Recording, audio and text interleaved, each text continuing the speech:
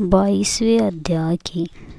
जब लिखने लगा हूँ बात, श्री प्रभु प्रेरणा प्राप्त कर कलम आ गई हाथ।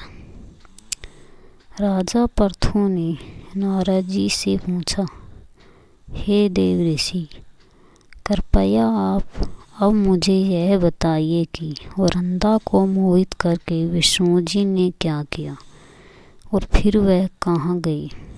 जब देवता स्तुति कर मौन हो गई, तब शंकर जी ने सब देवताओं से कहा, हे ब्रह्मादिक देवताओं, जलंधर तो मेरा ही अंश था, उसे मैंने तुम्हारे लिए नहीं मारा है। यह मेरी सांसारिक लीला थी। फिर भी आप लोग सत्य कहिए कि इससे आप सुखी हुए या नहीं। तब ब्रह्मादिक देवताओं के नेत्र हर्ष से खिल गए और उन्होंने शिव जी को प्रणाम कर विष्णु जी का वह सब वृत्तांत कह सुनाया जो उन्होंने बड़े प्रयत्न से वृंदा को मोहित किया था, तथा वह अग्नि में प्रवेश कर परम गति को प्राप्त हुई थी। देवताओं ने यह भी कहा कि तभी से वृंदा की सुंदरता पर मोहित हुए विष्णु उनकी चिता की राख लपेट इधर उधर घूमते हैं। अतः आप उन्हें समझाइए, क्योंकि यह सारा चराचर आपके अधीन है। देवताओं से यह सारा वृत्तांत सुन शंकर जी ने उन्हें अपनी माया समझाई और कहा कि उसी से मोहित विष्णु भी काम के वश में हो गई।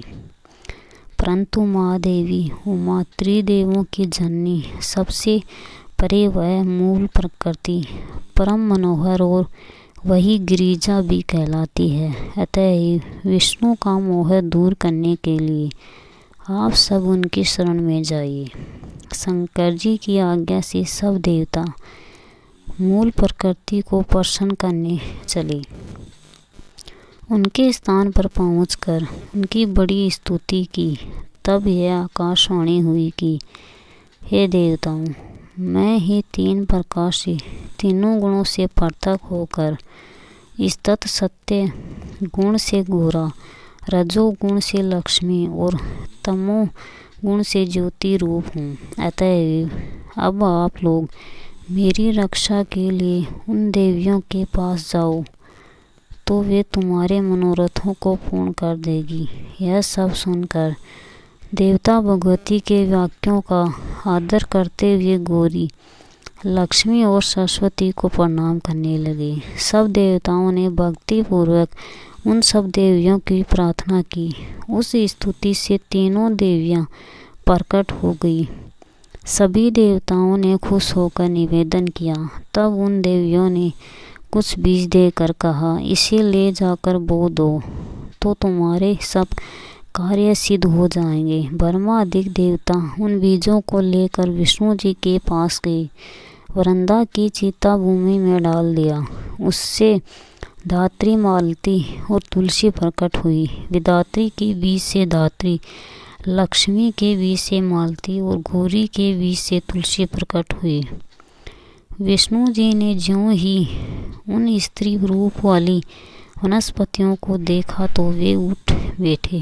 कामासक्त चित्त से मोहित हो उनसे याचना करने लगे। धात्री और तुलसी ने उनसे प्रीति की।